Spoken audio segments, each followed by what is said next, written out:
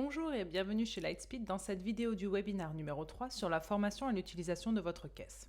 Je suis Myriam, spécialiste d'implémentation chez Lightspeed pour le logiciel K-Series et je serai votre guide durant toute cette vidéo. Si vous suivez cette vidéo, c'est que vous avez certainement déjà suivi le webinaire numéro 1 sur comment débuter avec votre logiciel et le webinaire numéro 2, approfondir vos connaissances du logiciel K-Series, disponible sur notre chaîne YouTube. Si ce n'est pas le cas, nous vous conseillons de commencer par ces deux webinaires avant de continuer. Votre parcours de formation avec Lightspeed se déroule en 5 étapes décrites sur cette page. Aujourd'hui, vous êtes dans l'avant-dernière étape qui est de suivre le webinaire numéro 3 sur la formation à l'utilisation de votre caisse.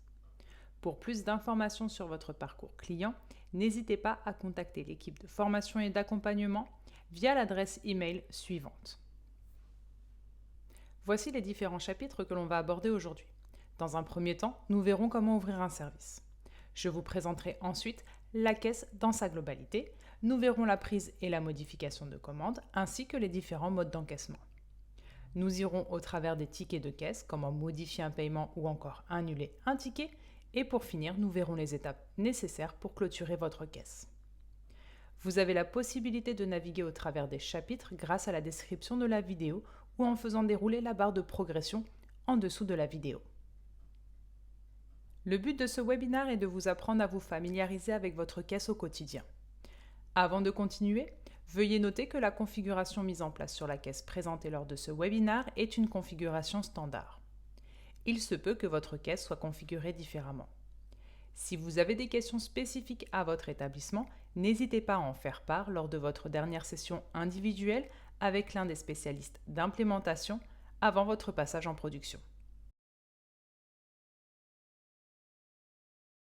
Commençons par ouvrir l'application Lightspeed Restaurant POS-K, préalablement téléchargée et connectée à votre back-office. Si ce n'est pas le cas, veuillez vous référer au webinaire numéro 1. Une fois l'application ouverte, la page d'accueil s'affiche. Cette page d'accueil s'affiche chaque jour que vous commencerez un service. Sur le côté gauche, vous pouvez trouver le nom de l'entreprise, des détails sur l'iPad, lequel est utilisé, quelle version de l'application.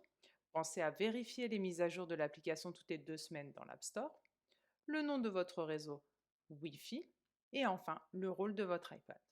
Actif signifie que votre iPad est la caisse principale. Une première fenêtre apparaît pour ouvrir votre service.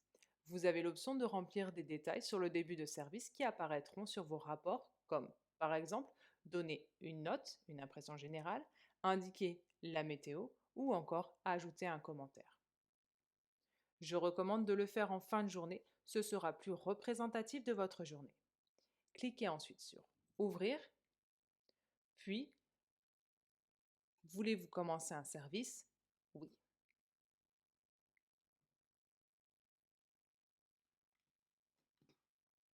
Comme vous pouvez le voir ici, nous avons différents boutons. Je vais vous les expliquer en détail. Une fois que le manager a ouvert le service, je peux aller dans Pointer l'arrivée ou le départ pour commencer mon service ou suivant le groupe dans lequel je suis, pointer mes heures de travail. Comme vous pouvez le voir, vous avez ici 2 colonnes. À gauche, la liste du nom du personnel qui n'a pas encore pointé. À droite, la liste du personnel déjà en service. Ici, on peut voir pour l'instant uniquement le manager. Je vais simplement cliquer sur mon nom, entrer mon code PIN préalablement configuré dans le back-office et répondre oui pour commencer mon service. J'apparais maintenant sur la page d'accueil des utilisateurs. Voir le plan de salle ici vous permet de voir vos tables et d'avoir un aperçu de leur état et de pouvoir sélectionner une table pour pouvoir commencer une commande. Nous y reviendrons plus tard dans ce webinaire.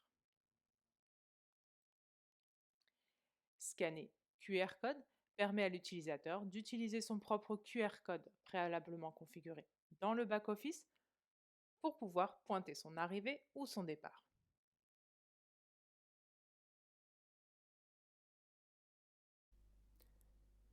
Pour commencer une vente, je vais simplement sélectionner mon nom, compter et valider mon fonds de caisse préalablement configuré dans mon back-office et j'arrive automatiquement sur la page principale de ma caisse. Avant de commencer une vente, découvrons quelques fonctionnalités. En haut de votre écran à gauche, vous allez trouver un bouton Se déconnecter. Il va simplement vous permettre de vous déconnecter de cette page pour revenir à la page d'accueil des utilisateurs pour qu'un autre utilisateur puisse faire une vente. Au centre, vous pouvez voir le nom de l'utilisateur connecté. En haut à droite, vous pouvez voir 2 ou 3 petits icônes. Le premier est un scanner de QR code. Il peut être utilisé pour les cartes de fidélité ou encore scanner des articles dont le code QR a été activé. La seconde est votre barre de recherche. Cette petite loupe va vous permettre de retrouver facilement un article actif dans le back-office. Si vous avez souscrit au programme de fidélité type carte cadeau, vous trouverez aussi un bouton cadeau pour pouvoir créer des cartes cadeaux ou encore les recharger.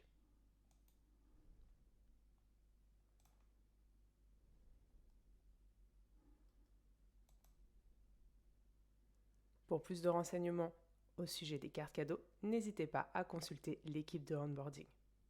À gauche, ici se trouve la partie commande. C'est là que vos articles apparaîtront lorsqu'ils seront sélectionnés. Vous allez pouvoir ici voir apparaître différentes options, comme par exemple sélectionner un profil de commande ou encore lier votre commande à un client. Vous allez aussi pouvoir retrouver dans le petit bouton Action différentes options comme ajouter un rabais ou encore supprimer des articles non envoyés ou démarrer une commande en mettant un nom pour votre commande. Vous allez pouvoir ici modifier, grâce au petit stylo, vos articles en commande. Nous verrons plus en détail ces options-là lorsque nous passerons sur de vraies commandes. En dessous, vous allez trouver un clavier numérique ainsi que des raccourcis vers des modes de paiement ou encore la fonction appel suite, modifier commande ou la mise en attente suivant ce qui a été configuré dans votre back-office. Au centre, vous allez bien entendu retrouver les écrans principaux et à droite, les boutons représentant vos articles créés sur votre carte dans le back-office. Sur la barre du bas, vous avez différents onglets et icônes. Caisse, c'est l'onglet que vous consultez actuellement. Vous pourrez toujours y revenir en cliquant dessus. Table va vous permettre d'accéder à votre plan de salle et voir l'état de vos commandes. Lorsqu'une table est ouverte, le nombre de plats, le nombre de personnes, le temps passé par les clients sur la table et bien sûr le plat ainsi que le total. Dans Commandes, ici vous verrez la liste des commandes qui ont été passées, toujours en attente de paiement. Sur place, ce sont les commandes directes ou sur place, retrait et livraison, vous trouverez les commandes en retrait et livraison. Dans Tickets, vous allez retrouver tous vos tickets de caisse émis. D'ici, vous allez pouvoir les annuler, les rouvrir, les envoyer par email, créer une note sans détail ou encore les réimprimer. Nous verrons un petit peu plus en détail plus tard dans ce webinaire sur comment gérer ces fonctionnalités-là. Tout à droite ici, vous retrouverez les fameux 3 ou 4 petits points lumineux. Lorsque vous cliquez dessus, vous allez pouvoir voir différents icônes. Le premier ici, le logo Wi-Fi signifie que votre iPad est connecté au réseau Wi-Fi. La double flèche vous indiqueront si votre appareil est à jour avec vos dernières modifications back-office. Le bleu signifie qu'il est à jour, l'orange vous informe qu'il doit être synchronisé à nouveau. Il vous suffit simplement de cliquer dessus pour mettre à jour la caisse ou de le faire directement via le back-office. Le logo imprimante, ici, vous permet d'examiner tout ce qui est connecté à l'imprimante et voir tous les tickets qui auraient pu ou non s'imprimer. Vous avez la possibilité d'avoir un aperçu du ticket ou encore s'il n'a pas été imprimé, de réessayer l'impression. Pour finir, le dernier onglet Paramètres juste ici. Via ce petit onglet, vous allez aussi pouvoir vous déconnecter de la page de la caisse pour revenir à la page des utilisateurs. Centre de contrôle, vous pouvez retrouver ici des actions rapides si vous avez un tiroir caisse, comme ajouter des espèces, retirer des espèces ou encore ouvrir le tiroir caisse. Tiroir caisse, vous allez retrouver ces mêmes fonctionnalités, mais vous allez aussi pouvoir fermer le tiroir caisse à la fin de la journée directement ici. Rapport, cela vous donnera un accès à vos différents rapports de caisse par vente du jour, utilisateur, tiroir caisse ou encore session. Nous y reviendrons plus tard à la fin de webinaire lorsque nous verrons la fermeture de caisse.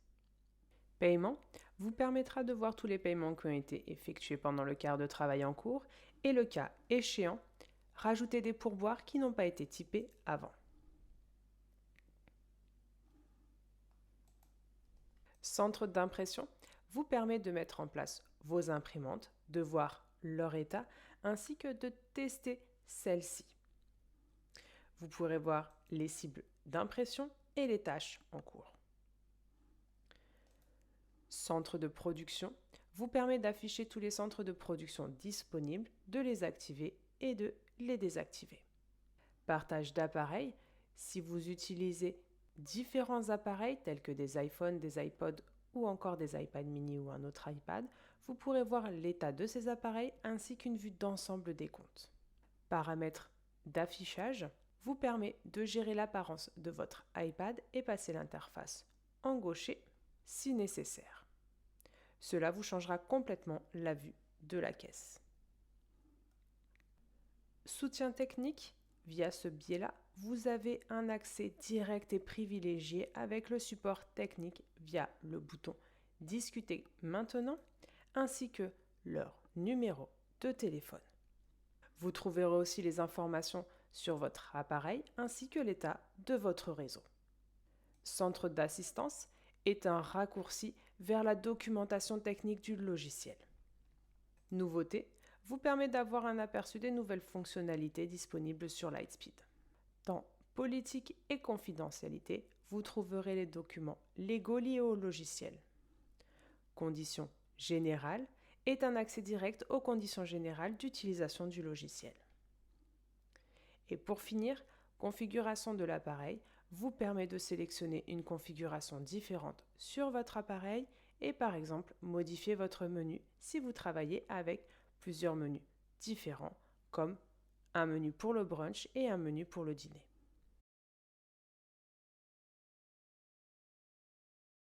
L'écran d'accueil de votre caisse peut être ajusté à volonté. Cette configuration sur mon iPad n'est qu'un exemple. Vous pouvez voir que les ventes directes sont activées dans ce cas. Ceci est utilisé lorsque les clients commandent quelque chose et payent directement, typique de vente au comptoir, dans les cafés ou les boulangeries. Vous pouvez travailler avec ou sans gestion des tables. La commande sera la plus grande partie de la session aujourd'hui. Je vais d'abord vous expliquer comment traiter les commandes directes et nous passerons ensuite aux commandes à emporter, puis à table. Comme vous le savez, vous êtes toujours dans la période de configuration, ce qui signifie que vous pouvez toujours prendre ou traiter des commandes, tests et des paiements à la caisse sans que ceci ait une valeur légale. Le mode de vente direct est sélectionné par défaut. Donc, à moins que vous ne sélectionnez une table, vous serez toujours en mode vente directe.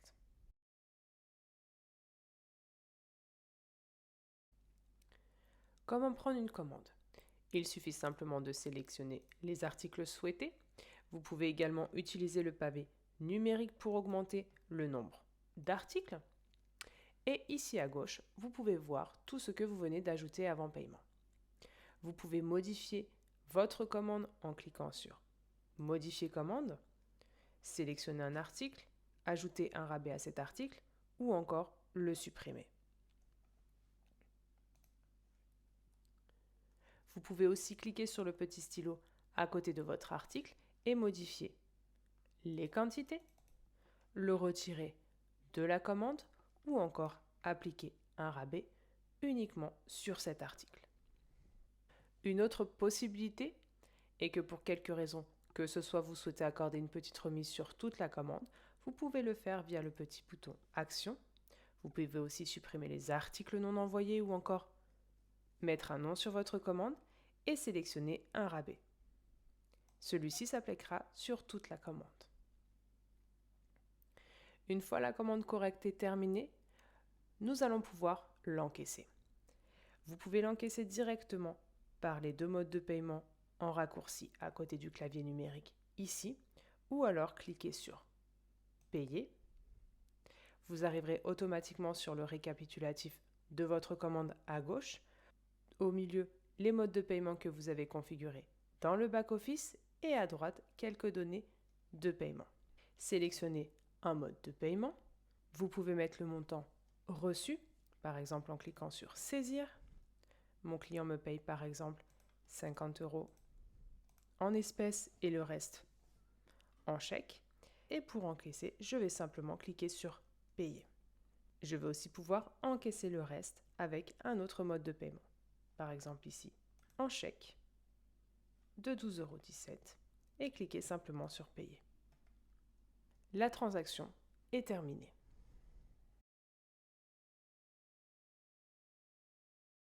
Pour passer une commande à emporter, vous devez dans un premier temps sélectionner le bon profil de commande. Par défaut, mon iPad est dans le profil de commande Vente directe ou profil normal.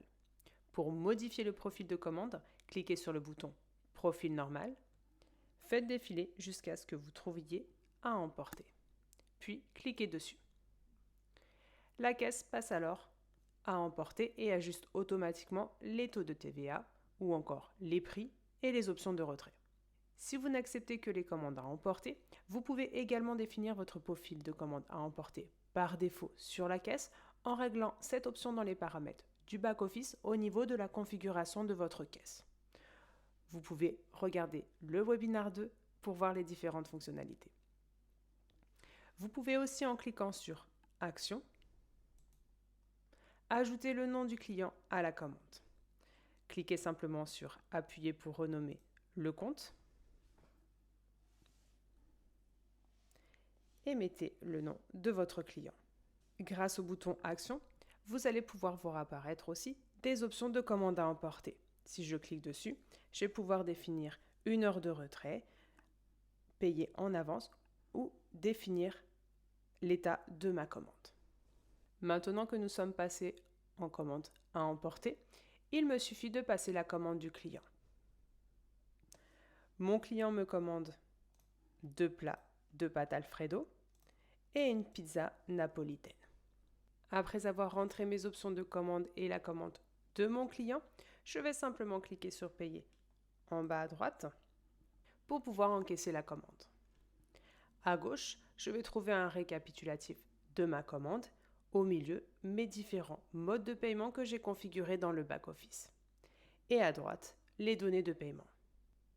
Sélectionnez Lightspeed Paiement si le client souhaite payer par carte et que vous avez choisi Lightspeed Paiement, notre solution intégrée de paiement par carte bancaire. Lorsque vous ferez payer en bas à droite, le terminal démarrera automatiquement et affichera le montant à payer. Le client doit simplement présenter la carte ou l'insérer dans la fente prévue à cet effet. Dans notre cas, le client souhaite payer en espèces. Je vais simplement sélectionner le mode de paiement espèces. Pour cela, il me donne 20 €. Je peux soit saisir en cliquant dans Montant reçu sur Saisir mes 20 € que le client va me donner ou encore sélectionner un montant prédéfini sur ma caisse. La caisse enregistreuse calcule automatiquement la monnaie à retourner à mon client. Je vais simplement ensuite cliquer sur Payer en bas à droite pour valider la commande. Les montants correspondants s'affichent pendant quelques secondes. Si vous avez un tiroir caisse connecté, il s'ouvrira automatiquement. Passons maintenant une commande avec sélection de table. Il y a 2 façons de faire ça. Entrez le numéro de table sur le clavier numérique, par exemple 5, puis cliquez sur Table si vous connaissez tous les numéros de table par cœur. Ainsi, la table va s'ouvrir automatiquement. Deuxième possibilité, cliquez simplement ici sur Table pour accéder au plan de salle et vous tomberez directement sur votre plan de salle. Sélectionnez simplement la table correspondante. Les commandes peuvent être prises par plat ou par siège. Lors de la commande par plat, vous pouvez attribuer des sièges et vice-versa. Le nombre de couverts enregistrés dans le back-office est affiché ici. Ces informations peuvent être ajustées si exceptionnellement vous avez un nombre de convives supérieur ou inférieur à cette table.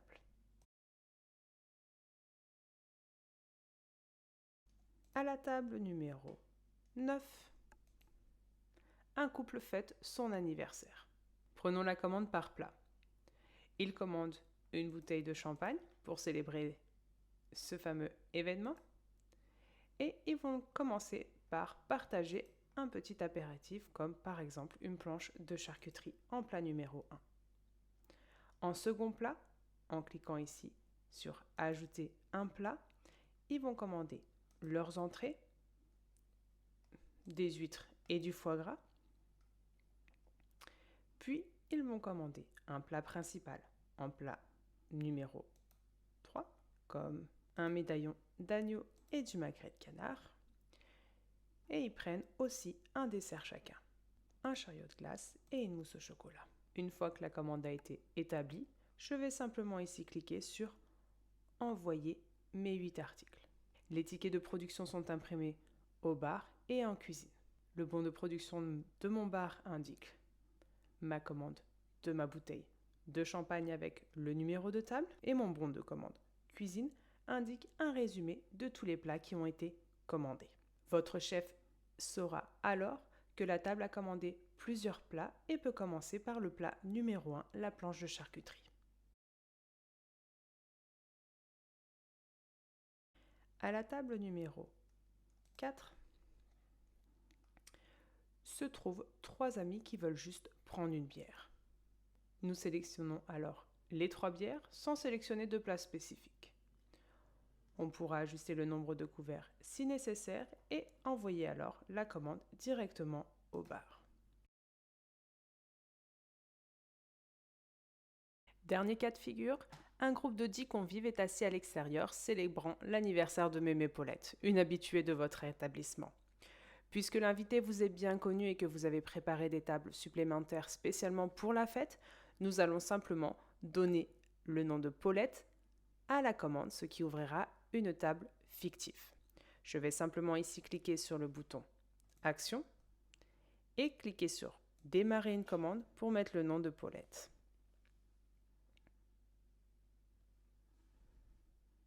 Celui-ci apparaîtra en haut à la place du numéro de la table et apparaîtra sur les bons de commande ainsi que les tickets de caisse. Pour commencer la fête, le groupe commande 3 bouteilles de champagne. Je les envoie ensuite à mon bar pour qu'ils puissent les préparer.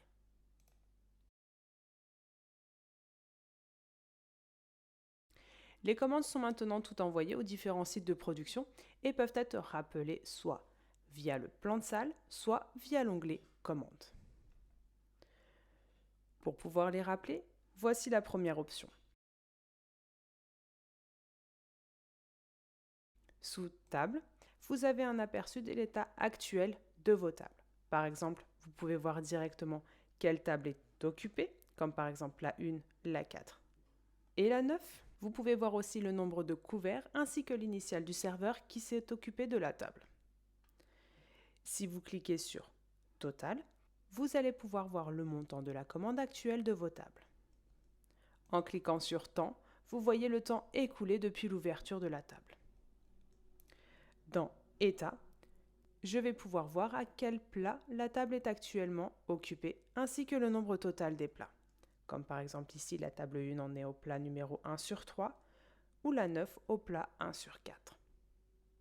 Comme vous l'avez peut-être remarqué, la table de Mémé Paulette n'apparaît pas ici car nous avons créé une nouvelle table qui n'apparaît pas dans votre plan de salle du back-office.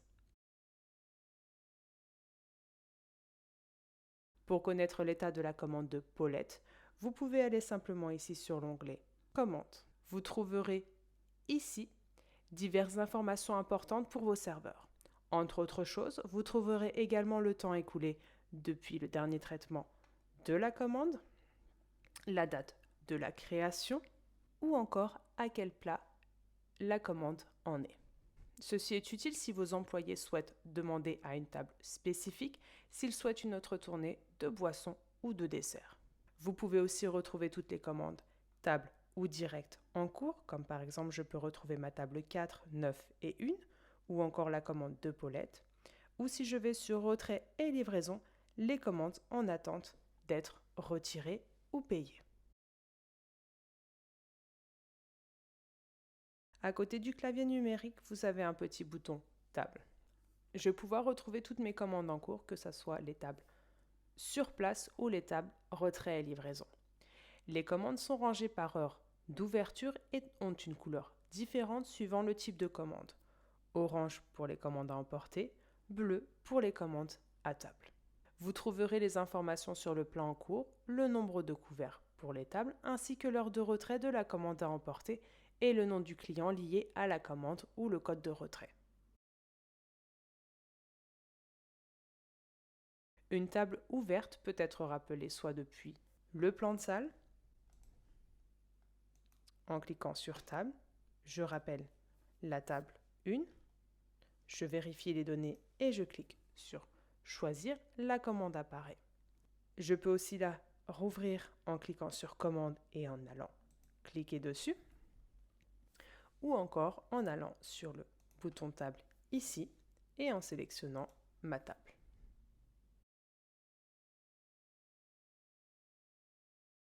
Revenons maintenant à notre couple en table 9. Si vous rappelez la table via le plan de salle, une brève description de la table apparaît avec quelques informations telles que le montant, les plats, la date d'ouverture de la table et la date de la dernière réservation. Cliquez sur Choisir pour afficher la commande.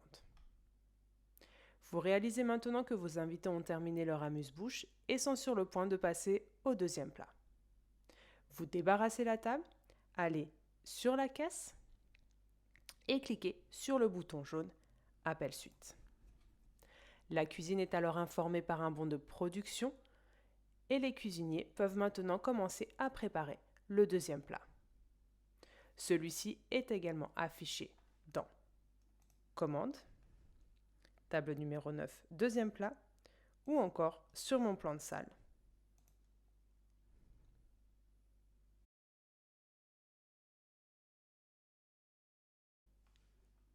Lorsque je passe une commande par plat, avant de l'envoyer, j'ai toujours la possibilité de modifier l'ordre des plats. Comme par exemple ici, mes plats sont en plat 2 avec mes entrées.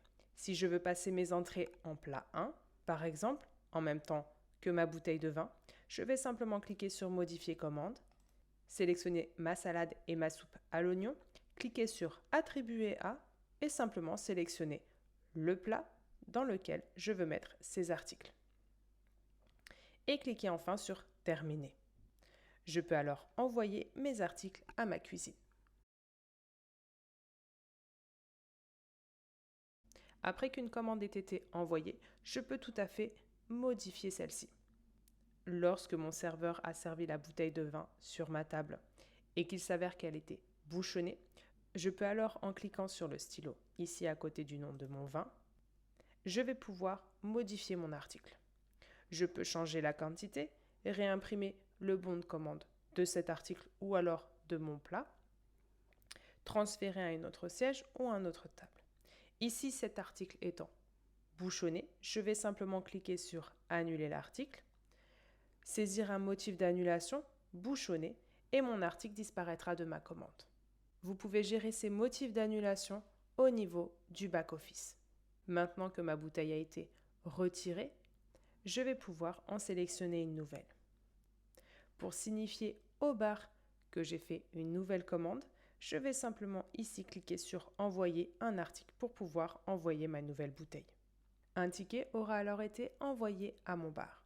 Le premier signifiant que l'article a été annulé et le deuxième pour lui signifier qu'il y a une nouvelle commande sur cette table.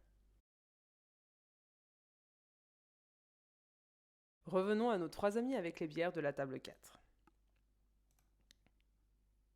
Le soleil brille dehors, donc les clients veulent s'asseoir dehors. Vous appelez donc la table, cliquez sur le petit bouton Action et transférer à une autre table. Vous pouvez saisir directement le numéro de la table ou alors passer par Afficher les tables pour pouvoir voir votre plan de salle. Nous allons les mettre à la table 27. J'ai ainsi transféré ma table 4 à l'intérieur à ma table 27 en terrasse.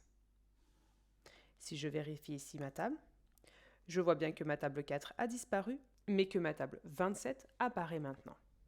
Étant donné que ces clients sont très sympathiques et s'assoient souvent dans mon établissement pour boire une bière, je souhaite leur accorder une réduction. Si la remise s'applique sur l'ensemble de la facture, je vais simplement ici cliquer sur Action et sélectionner mon rabais. Le montant total est réduit du pourcentage sélectionné. Si au contraire un seul article est réduit, cliquez d'abord sur Action, désélectionnez le rabais, puis cliquez sur Modifier commande, sélectionnez l'article concerné, cliquez ensuite sur Rabais et sélectionnez le rabais. Cliquez enfin sur Terminer. Je peux faire la même manipulation en passant directement par le petit stylo ici. Je peux voir mon rabais apparaître directement au niveau de mon article. Je rajoute alors le reste de la commande que mes clients ont passée. Ils souhaitent partager une planche de charcuterie et de fromage et rajouter avec une bouteille de vin rouge. Je clique alors sur Envoyer pour envoyer cette nouvelle commande à mon bar et à ma cuisine.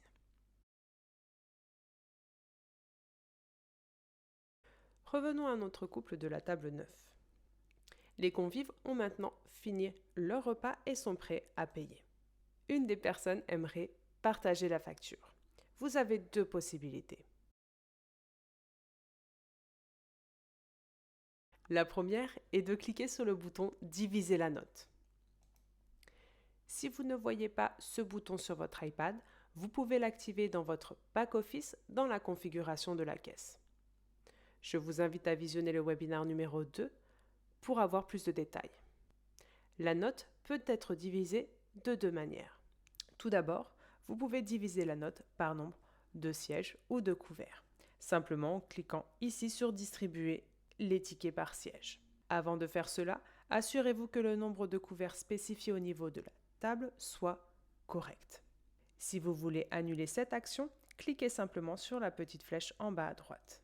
Grâce au bouton Action ici aussi, vous avez la possibilité de diviser la note en plusieurs tickets. 2, 3, 4, 5, etc.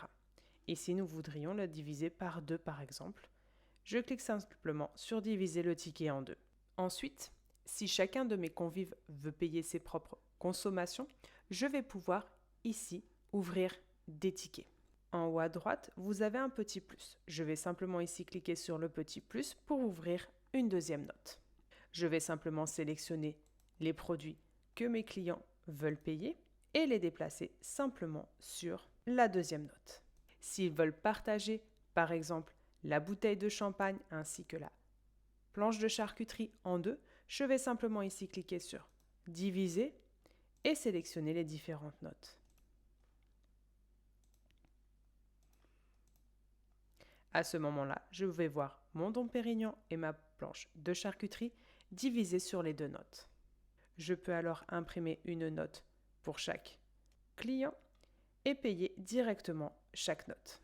Je vais simplement ici cliquer sur Payer, sélectionner mon mode de paiement. Si mon client souhaite ajouter un pourboire, je peux simplement ici cliquer sur Ajouter un pourboire, rentrer le montant de mon pourboire et ensuite cliquer sur Payer pour pouvoir payer cette transaction.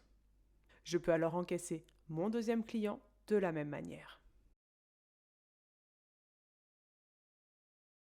L'autre façon de pouvoir diviser une note va être assez simple.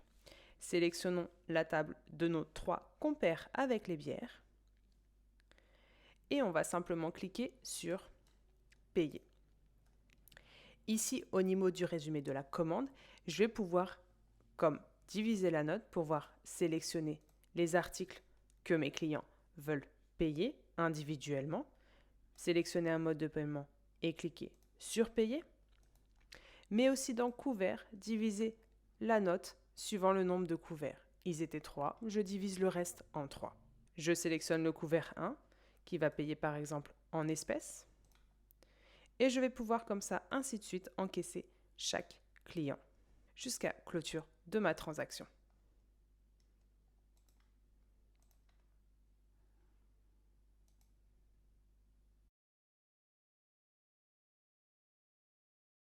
Il est tard et Paulette et ses convives doivent partir. Paulette étant une habituée, nous avons accepté qu'elle règle sa table à la fin du mois. Pour créer une facture au nom de Paulette ou d'un autre client lors du paiement, lorsque vous faites payer, il faudra simplement sélectionner le mode de paiement facture. Puis cliquer sur Payer. Un pop-up va alors apparaître afin de sélectionner un client existant ou alors remplir les coordonnées d'un nouveau client. Les fiches clients peuvent soit être créées au préalable dans le back-office et appelées sur l'iPad, soit créées directement sur l'iPad si l'utilisateur en a le droit en sélectionnant client. Si tel est le cas, cliquez sur Ajouter un client, obtenez le consentement du client pour fournir ses coordonnées à Lightspeed, puis cliquez sur Confirmer. Les 3 premiers champs sont obligatoires. Si la facture est émise au nom d'un particulier, n'indiquez que le nom et le prénom. Le nom de l'entreprise n'est donc plus un champ obligatoire. Remplissez les détails que le client vous donne, comme son adresse, numéro de téléphone ou encore son adresse email, et cliquez sur Choisir. Le nom du client est adopté et affiché sur l'écran de commande. La commande est alors automatiquement mise sur le compte du client. L'imprimante émettra un reçu constatant le paiement par facture.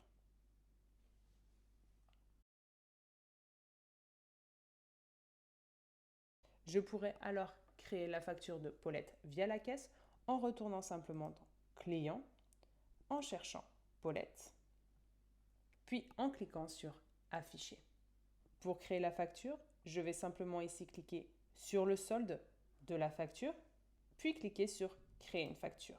La facture sera automatiquement envoyée à Paulette. Je peux également créer cette facture via le back-office et envoyer une facture en format A4 et PDF via email. N'hésitez pas à en faire part lors d'une session individuelle. Une fois que j'ai créé ma facture, lorsque Paulette reviendra à la fin du mois pour la payer, je vais simplement cliquer sur Client, rechercher Paulette, Afficher, recliquer sur le solde ici et je vais simplement payer cette transaction. Payer, choisir mon mode de paiement, puis cliquer sur OK et la facture sera soldée.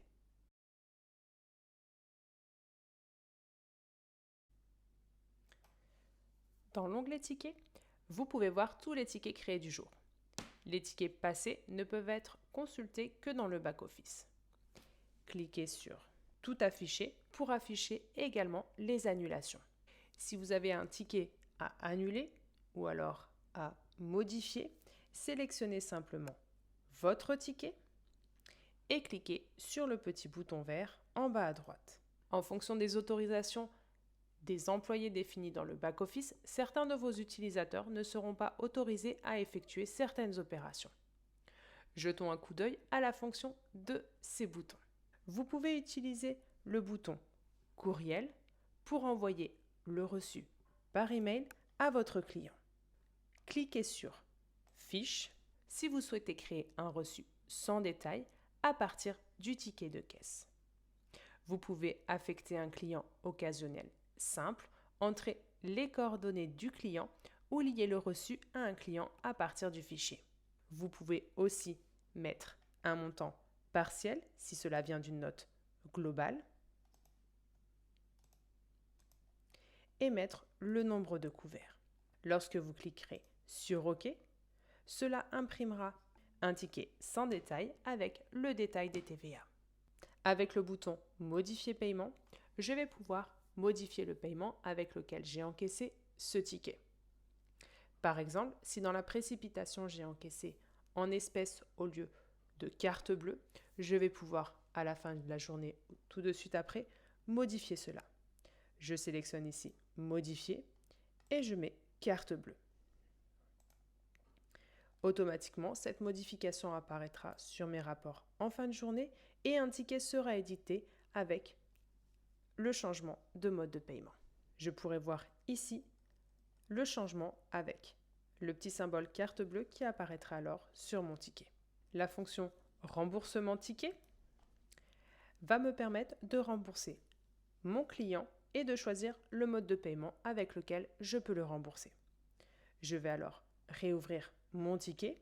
Si je veux rembourser partiellement mon client sur certains produits, je vais pouvoir, grâce au petit stylo, supprimer les produits ou changer la quantité des produits que je veux sur le ticket de remboursement.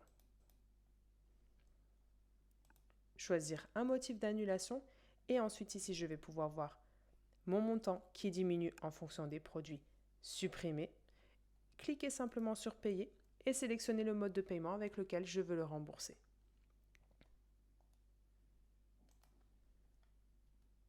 Si je retourne dans mes tickets, je vais pouvoir voir ici le ticket de remboursement. Dernières options, utilisez le bouton « Annuler paiement » lorsque vous avez repéré une erreur dans un reçu qui doit être corrigé. Par exemple, en ajoutant un article incorrect. Lorsque vous utilisez ce bouton, 3 choses se produisent. Le paiement est annulé, le montant est remboursé et la commande est rappelée. Si vous cliquez dessus, vous devez confirmer que vous souhaitez annuler et entrer un motif d'annulation.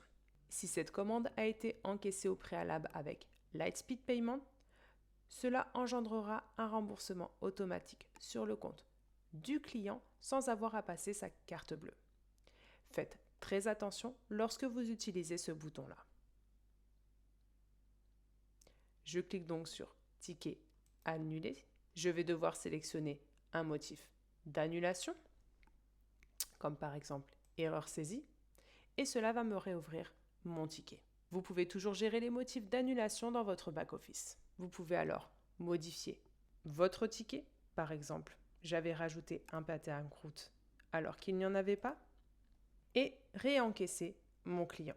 En cliquant sur Payer, sélectionnez le mode de paiement et recliquez sur Payer.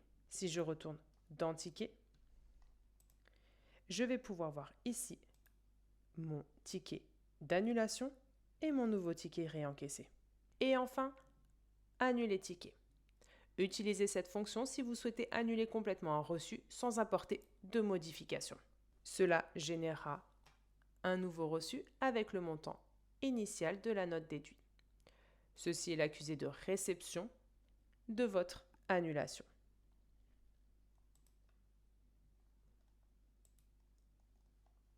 Comme le bouton « Annuler paiement », si le ticket a été au préalablement encaissé avec Lightspeed Payment, lorsque vous allez l'annuler, cela générera automatiquement un remboursement sur le compte du client sans avoir à présenter sa carte. Notre journée est finie et nous allons clôturer notre caisse. L'opération ne peut être effectuée que sur la caisse principale. Avant cela, si vous avez d'autres appareils, toutes les caisses secondaires doivent déjà être fermées et tous les employés doivent avoir pointé leur départ. Dans un premier temps, assurez-vous de n'avoir plus de commandes ouvertes en cliquant sur l'onglet Commandes. S'il vous en reste, il faudra les fermer pour que la fermeture puisse se faire correctement. Si vous laissez une commande ouverte avant de clôturer votre caisse, cela engendrera un report de transaction sur le jour suivant. Sous Paiement, vous pouvez voir les paiements effectués. Cet onglet est particulièrement intéressant pour la gestion des pourboires. Par exemple, si un invité laisse 2 € sur la table après que le paiement ait déjà été traité, vous pouvez tout à fait ajouter ce pourboire de 2 € plus tard sur la commande. Recherchez votre table ou votre ticket et cliquez simplement sur le bouton bleu ici pour ajouter un pourboire. Celui-ci apparaîtra alors dans vos rapports. Maintenant que nous avons fait les premières corrections, nous allons pouvoir aller voir nos rapports. Vous pouvez ensuite visualiser et ou imprimer votre rapport de vente du jour. Dans Paramètres, ici dans Rapport, je vais pouvoir retrouver tous mes différents rapports. Je vais retrouver mes rapports du jour, mais aussi ceux d'il y a 2 jours. Tous les autres rapports ne sont accessibles que dans le back-office. Les rapports du jour sont affichés dans l'onglet Ouvert. Vous pouvez définir quels employés peuvent voir quels rapports dans les groupes d'utilisateurs de votre back-office. En règle générale, les responsables peuvent voir tous les rapports. C'est le cas ici. Et les serveurs ne peuvent voir que leurs propres rapports d'utilisateurs. Il existe différents rapports dont je vous expliquerai l'utilité de chacun à la fin de ce webinaire. Celui qui va vous intéresser afin de fermer votre classe est le rapport de vente. Le rapport de vente est celui qui se nomme P avec une série de chiffres derrière. Ouvrez-le pour pouvoir voir le détail de vos ventes. Le rapport des ventes affiche toutes les données de vente, brutes et nettes, pour la période allant du début du premier quart de travail jusqu'au moment où le rapport est imprimé ou affiché sur l'iPad. Ici aussi, les données de tous les employés et de tous les appareils sont répertoriées. Il s'agit donc du rapport le plus détaillé parmi ceux qui peuvent être consultés sur l'iPad. Cela peut être utilisé à la fin de la journée pour compter la caisse enregistreuse. Vous avez une vue d'ensemble, la vue totale de votre journée avec vos ventes taxes incluses totales. Une fois les annulations, les frais de service ou les rabais déduits, vous aurez vos ventes nettes, c'est-à-dire votre chiffre d'affaires.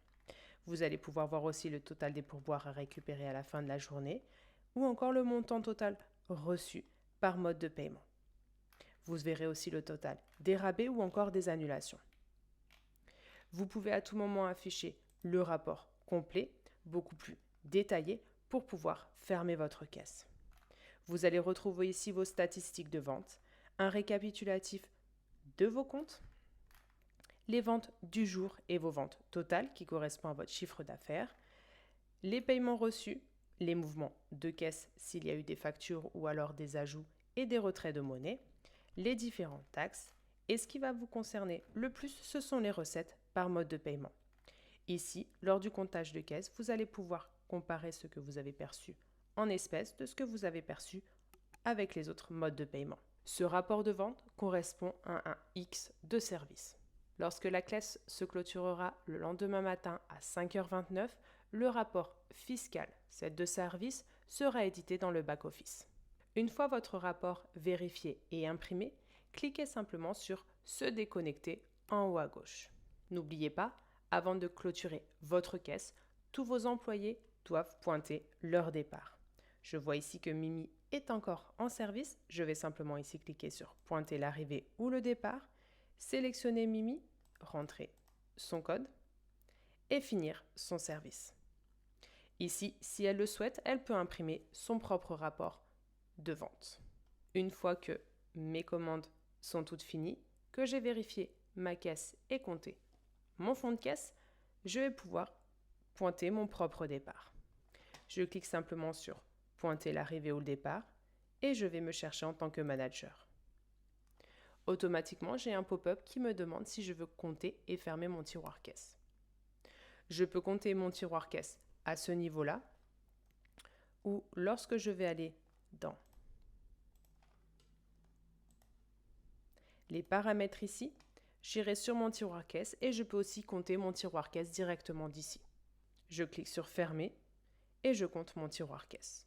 Ici, le montant affiché est le montant total de mon tiroir caisse, mon fond de caisse principal, plus mes recettes en espèces. Je peux, si je le souhaite, en cliquant dessus, compter pièce par pièce mon tiroir caisse. S'il y a une différence, cela apparaîtra dans mes rapports. Ou sinon, simplement, confirmer le montant du fonds de caisse. Les options de comptage du fonds de caisse peuvent être gérées au niveau du back-office. Si vous n'avez pas de fonds de caisse, cette étape n'est pas nécessaire. Vous pouvez, si vous le souhaitez, imprimer un rapport du tiroir caisse. S'il y a des commandes en suspens ou qui ne sont pas fermées, j'aurai un petit pop-up qui apparaîtra pour pouvoir les transférer ou alors annuler la fermeture de ma caisse pour pouvoir les encaisser. Si nécessaire, laissez une impression du déroulement de votre journée, de la météo ainsi qu'une note. Vous trouverez ces informations dans le rapport annuel du back-office. Cliquez sur « Fermer » et si vous le souhaitez, imprimez le rapport récapitulatif de vos propres ventes si nécessaire. Cela ne doit pas être nécessairement imprimé, car tous les rapports sont mis à disposition dans le back-office. La caisse est maintenant fermée et vous pouvez profiter d'une fin de journée bien méritée. Lorsque vous fermez votre caisse, votre période de vente en fin de journée, cela ne signifie pas que la clôture est effectuée. La caisse n'est pas encore soldée. Cette opération est effectuée automatiquement tous les jours à 5h29, mettant à disposition dans le back-office le rapport fiscal correspondant. Celui-ci peut être téléchargé et imprimé sur imprimante A4. Vous trouverez plus d'informations à ce sujet dans la vidéo sur les rapports. Faisons un petit tour du côté des autres rapports de caisse. Le rapport de tiroir caisse n'apparaît que si vous avez un tiroir caisse. Les encaissements effectués sur l'appareil connecté au tiroir caisse et par tous les employés autorisés apparaissent ici. Vous pouvez voir les ventes totales ainsi que les ventes nettes, le total des pourboires ainsi que le montant perçu. Vous pourrez aussi voir le total des rabais ainsi que des annulations. Vous pouvez à tout moment afficher le rapport complet ici avec beaucoup plus de détails ou encore l'imprimer directement sur votre imprimante. Pour votre information, lorsque vous compterez votre fonds de caisse à la fin de la journée, la caisse vous demandera automatiquement d'imprimer ou non le rapport du tiroir caisse. Le rapport de session inclut toutes les ventes et tous les revenus qui se sont déroulés entre le début et la fin d'une période de vente d'un service. Les revenus de tous les employés, de tous les appareils et de toutes les méthodes de paiement sont répertoriés. Une session est la période entre le début de la période de vente par un employé et la fin de la période de vente par le même ou un autre employé. Le rapport de session n'est en aucun cas équivalent à un rapport fiscal. Regardez notre vidéo sur les rapports pour en savoir plus ou discutez-en avec nous lors d'une session individuelle. Comme le rapport de tiroir caisse, vous pouvez avoir un aperçu rapide de votre rapport de session, afficher le rapport complet ici ou encore l'imprimer. Vous pouvez voir aussi les rapports des utilisateurs. Le rapport utilisateur répertorie toutes les données de vente relatives à un employé spécifique. Les revenus sont répertoriés par type de paiement. Si vous avez un tiroir caisse et que l'employé est autorisé à utiliser ce tiroir caisse pour les transactions en espèces collectées seront répertoriées sur le rapport du tiroir caisse et non sur le rapport d'utilisateur. Cependant, tous les revenus avec d'autres méthodes de paiement, par exemple les paiements par carte, effectués par cet utilisateur, peut être trouvé sur le rapport utilisateur. Si je vais sur le rapport de Mimi ici, je vais pouvoir voir toutes les ventes qu'elle a faites. Aujourd'hui, il n'y en a pas eu beaucoup. Si je vais par contre sur mon manager ici, je vais pouvoir voir tous les encaissements qu'il a fait, les annulations, etc.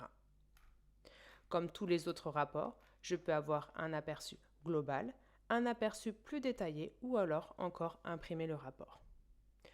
Pour votre information, lorsque vous allez pointer votre départ sur la caisse, si vous avez accès à vos rapports, la caisse vous demandera automatiquement si vous voulez imprimer ou non votre rapport utilisateur. Nous arrivons à la fin de notre webinaire numéro 3. Voici un récapitulatif des sujets que l'on a abordés dans cette vidéo. Dans un premier temps, nous avons ouvert un service. Ensuite, nous sommes allés au travers des paramètres de la caisse. Nous avons vu comment prendre et modifier des commandes, ainsi que les différents modes d'encaissement et les modifications de tickets. Et pour finir, nous avons appris comment imprimer le rapport de vente de fin de journée et fermer notre caisse. Vous avez la possibilité de naviguer au travers des chapitres grâce à la description de la vidéo ou en faisant dérouler la barre de progression en dessous de la vidéo. Sur ce slide, vous trouverez des conseils pour réussir votre configuration, ce qu'il faut faire et surtout éviter. Prenez le temps d'aller au travers de cette liste. Quelles sont les prochaines étapes pour vous maintenant? Faire des tests avant le jour J, réserver une session individuelle si besoin pour un dernier check-in avant de passer en production, et une fois que tout est prêt, il ne vous reste plus qu'à vous lancer et passer en production. Pour entrer en contact avec l'équipe de formation et d'accompagnement pour une session ou des questions pendant votre période de configuration, vous trouverez ici les numéros de téléphone suivant votre pays et notre adresse email. Si vous avez des questions techniques comme la mise en place de votre routeur Lightspeed ou un problème avec votre imprimante ou encore un bug sur votre caisse, vous pouvez contacter notre équipe de support par téléphone, email ou via le chat sur votre back-office. Pour rappel, vous avez aussi accès à des ressources supplémentaires comme notre centre d'assistance avec toute la documentation nécessaire à votre configuration, ainsi que notre chaîne YouTube avec des petites vidéos sur tous les sujets pertinents et les webinars. Merci d'avoir suivi ce troisième et dernier webinaire sur la formation à l'utilisation de votre caisse. J'espère que cela vous aura aidé au mieux à comprendre votre caisse et à l'utiliser. Vous avez toujours la possibilité de naviguer au travers des sujets abordés dans cette vidéo grâce à la description de la vidéo ou en faisant dérouler la barre de progression en dessous de la vidéo. Je vous souhaite à toutes et à tous, au nom de Lightspeed, une très belle journée.